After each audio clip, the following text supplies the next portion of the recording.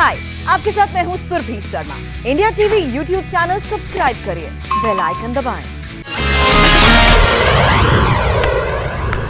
नमस्कार, मैं हूं समीप राजगुरु और मेरे हाजिर होने का कारण आप समझ ही गए होंगे, क्योंकि वर्ल्ड टेस्ट चैंपियनशिप के फाइनल दिन, फाइनल मुकाबले में और फाइनल सेशन में इस टेस्ट मैच का नतीजा आ सकता है। क्योंकि अभी भी 1 घंटे का खेल बाकी है टी से पहले, और टी के बाद 3 घंटे का खेल बाकी है। और अब बनाने हैं न्यूजीलैंड को जीत के लिए 139 run, 139 runs to win the match. तो इसका मतलब साफ है कि 139 रन यहां पर बनाना मुश्किल नहीं होना चाहिए। और क्रिकेटिंग लॉजिक से बात करें अगर, तो यह मुकाबला आउटराइट यानी कि एक तरफा जीत सकता है न्यूजीलैंड यहां से, और जॉइंट विनर होने की उसको जरूरत नहीं पड़ेगी। और यह पहला वर्ल्ड टेस्ट चैंपियन बनने का मौका है यहां पर न्यूजीलैंड के पास। हिंदुस्तान ने आज 64 से आगे खेलना शुरू किया, और उसके बाद कुल आज हिंदुस्तान के अगर स्कोर की बात करें 170 रन बनाकर टीम ऑल आउट हो गई। न्यूजीलैंड ने शानदार गेंदबाजी की, लेकिन पहला झटका लगा विराट कोहली के रूप में। उनके जाते ही कहीं ना कहीं आप थोड़े से डगमगा जाते हैं, घबरा जाते हैं, और यही हिंदुस्तान की टीम के साथ हुआ। उसके बाद दीवार कहते हैं, लेकिन ये दीवार काफी कच्ची हो गई है हिंदुस्तान की। लगातार दूसरी पारी में भी ढह गई, जिसका नाम है चेतेश्वर पुजारा। उसके बाद धीरे धीरे हिंदुस्तान की बैटिंग जो है वो लगातार खिसकती चली गई, लेकिन ऋषभ पंत ने आके पारी को संभाला। रविंद्र जडेजा ने संभाला, करीब 40 रनों की साझेदारी की और पारी को आगे बढ़ाया और एक सम्मानजनक स्कोर तक पहुंचाया, जहां पर अब 139 रन यहां पर बनाने हैं न्यूजीलैंड को। थोड़ा सा ब्यौरा आपको इस मुकाबले का मैं दे दूं। Tim Southee 19 over 48 run, 4 maiden, 4 wicket.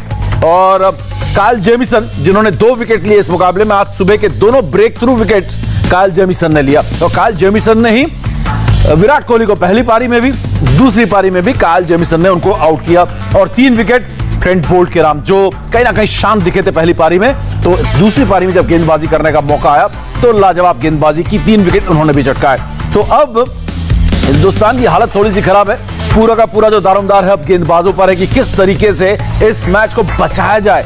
Hindustan पूरी तरीके से बैकफुट पर है, क्योंकि 139 रन बनाना ज्यादा मुश्किल काम नहीं होना चाहिए, बशर्ते भारत के गेंदबाज कुछ चमत्कार कर दे। यहां पर जसप्रीत बुमराह जो पूरी तरीके से शांत रहे पहली पारी में, अब उनसे उम्मीद है कि वो विकेट लें दूसरी पारी में।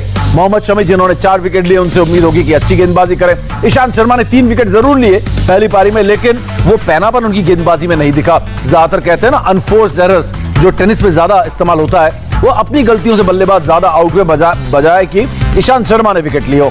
तो ये है फिलहाल स्कोर कार्ड, आपको दिखा देता हूं। आगे की बात आगे करेंगे, हमारे साथ वैभव भोला भी होंगे, लेकिन फिलहाल दूसरी पारी के जो हीरो हैं वो है ये जो आपके स्क्रीन पर चमक रहे हैं, जिसका नाम है ऋषभ पंत। हर कोई इनका फैन हो रहा है, और खासकर इनके टेम्परामेंट का। लाजवाब बल्लेबाजी की, खुलकर बल्लेबाजी की, कैच ड्रॉप भी हुआ, लेकिन इसके बाद भी घबराए नहीं, डगमगाए नहीं, हड़बड़ाए नहीं, और आराम से बल्लेबाजी करते रहे। 41 रन 88 गेंदों में, और कई गेंदों को उन्होंने, हमने देखा कि आके डिफेंस भी किया। अपने स्वाभाविक खेल से परे यहां पर ऐसा लगा कि ऋषभ पंत जो है थोड़ा सा बदले बदले लग रहे हैं। खासकर जब लंच के बाद वो आए तो संभल कर खेल रहे थे, और उसके बाद उन्होंने अपनी पारी को आगे बढ़ाया। लेकिन एक बार फिर बड़ा शॉट लगाने की कोशिश में ऋषभ पंत अपना विकेट गंवा बैठे। लेकिन यह है सबसे ज्यादा निराश करने वाली बात, जिसका नाम है दीवार, द वॉल। चेतेश्वर पुजारा राहुल द्रविड़ के बाद लेकिन पूरी तरीके से फ्लॉप दोनों ही पारियों में। दूसरी पारी में 15 रन बनाकर आप देख सकते हैं 80 गेंद 15 रन पूरी तरीके से बैकफुट पर धकेल दिया, और सुबह आते ही आउट होकर चले गए। और विराट कोहली पर लगातार सवाल उठ रहे हैं कि बड़े मुकाबलों में, बड़े फाइनल में, आईसीसी के खासकर विराट कोहली को क्या हो जाता है। आज सुबह 8 रन से आगे की पारी उन्होंने शुरू की, और कुल 13 रन और 29 गेंदों में उन्होंने 12 रन बनाकर अपना विकेट खो दिया, और वो भी एक ऑफ साइड के बाहर जाती गेंद के साथ छेड़छाड़ करते हुए काइल जेमिसन के। तो ये थोड़ा बहुत आज निराशाजनक बल्लेबाजी थी।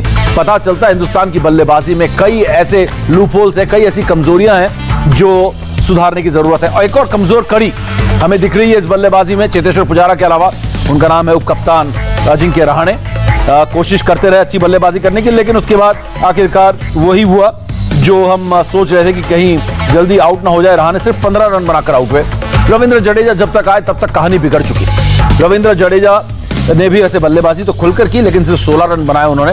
और उसके बाद अश्विन और शमी, और उसके बाद ईशांत और बुमराह से ज्यादा उम्मीद नहीं कर सकते थे। शमी ने जरूर 3 चौके लगाए, 13 रन बनाए, लेकिन ये 2 खिलाड़ी जो कि कमजोर कड़ी बनते हुए जा रहे हैं, इन पर सोचना जरूरी होगा विराट कोहली की टीम को, विराट कोहली और टीम मैनेजमेंट को, कि अजिंक्य रहाणे और चेतेश्वर पुजारा की अगर बल्लेबाजी नहीं सुधरी तो आने वाले 5 टेस्ट मैचेस में जो है इंग्लैंड के खिलाफ हमको मुश्किलों का सामना करना पड़ेगा। लेकिन फिलहाल हम कहां इंग्लैंड की तरफ जा रहे हैं, फिलहाल इंग्लैंड में न्यूजीलैंड के साथ हम ये मुकाबला हमें बचाना है। 53 ओवर का खेल कम से कम यहां पर आज होना बाकी है। तो 53 ओवर में 139 रन या 10 विकेट, यहां और विकल्प नहीं है टीम इंडिया के पास कि 10 विकेट चटकाए। निश्चित तौर पर कुछ आपको नेगेटिव स्ट्रैटेजी भी दिखाई देगी, रणनीति ऐसी दिखाई देगी जहां पर लेग स्टंप के बाहर या ऑफ स्टंप के बाहर गेंदबाजी होगी जिससे कि रन ना बना पाए। विकेट लेने जाएंगे तो आपको बैट पे बॉल आएगी और बल्लेबाज रन भी बनाएंगे। तो ऐसे में न्यूजीलैंड के खिलाफ आज एक नेगेटिव रणनीति दिख सकती है अगर हिंदुस्तान को चैंपियन बनना है, क्योंकि जॉइंट विनर्स होंगे ड्रॉ की परिस्थिति में और 139 रन बनाने के लिए 53 ओवर बहुत होते हैं। यहां पर न्यूजीलैंड के बल्लेबाजी की अगर बात करें, टॉम लैथम और डेवॉन कॉनवे दोनों तेज तरार बल्लेबाज हैं। डेवॉन कॉनवे हालांकि थोड़ा सा रोक के खेलते हैं, लेकिन टॉम लैथम हमें मालूम है एक अटैकिंग बल्लेबाज है। लेकिन फिलहाल हिंदुस्तान की पूरी पारी दूसरी पारी जो है 170 रन पर सिमट गई। सम्मानजनक ही कहूंगा, जिस तरीके की शुरुआत हुई थी टीम इंडिया की, 24 रन पर पहला विकेट गिर गया था शुभमन गिल और उसके बाद 30 रन बनाकर जब रोहित आउट हुए, कल शाम को 2 विकेट आपने गंवा दिए थे। 64 रनों पर 32 रनों की लीड लेकर आज सुबह जब शुरू हुए थे तो मौका था टीम इंडिया के पास कि इस मैच को हम जीत सकते थे अगर यहां पर चेतेश्वर पुजारा और विराट कोहली लंच से टी तक बैटिंग कर लेते और कम से कम 200 रन की बढ़त देते। तो आखिरी सेशन में 3 घंटे का खेल मिलेगा और 3 घंटे में आप 10 विकेट लेने की सोच सकते थे अगर न्यूजीलैंड इस स्कोर के पीछे जाता, क्योंकि इस पिच पर साउथहैम्पटन में ब्लॉक करना, रुकना आसान नहीं है, लगातार रन बनाने पड़ेंगे, बड़ी पॉजिटिव क्रिकेट यहां पर खेलनी पड़ेगी, तभी आप इस मैच में बच सकते हैं। वरना अगर आपने रुकने की कोशिश की, हमने देखा कि कैसे आउट हुए चेतेश्वर पुजारा, खड़े रहे, ब्लॉक करते रहे, एक गेंद आई अपने आप बल्ले से टकराई और स्लिप पे कैच हो गए। वही हाल विराट कोहली का भी हुआ। शॉट्स खेलने बहुत जरूरी हैं।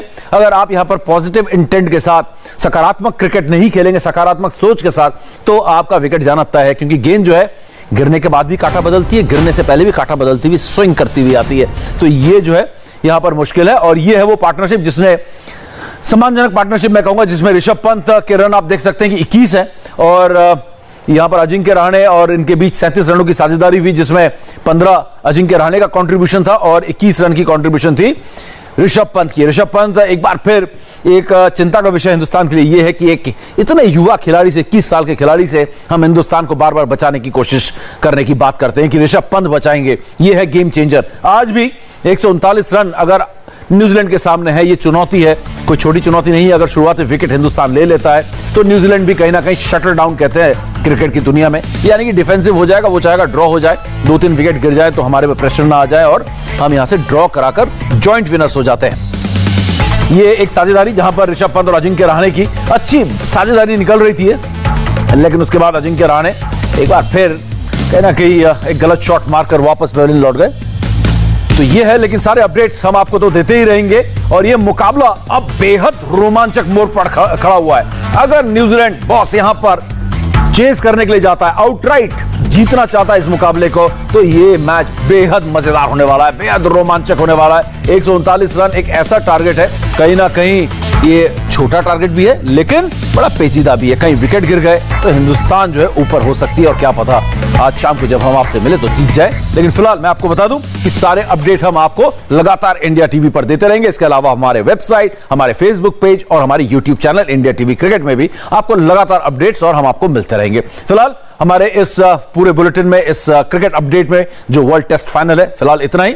ये मुकाबला 4 घंटे में जीतना है। ब्रेक के बाद अब मैं आपको बता दूं, सियासी मुकाबला देखेंगे, यूपी में क्या चल रहा है। ब्रेक के बाद देखेंगे अब की बार किसकी सरकार सुरभि शर्मा के साथ। हाय, आई एम सुरभि शर्मा। खबरों से अपडेट रहने के लिए India TV YouTube channel subscribe करिए, साथ में बेल आइकन जरूर दबाएं। जुड़े रहें इंडिया टीवी के साथ।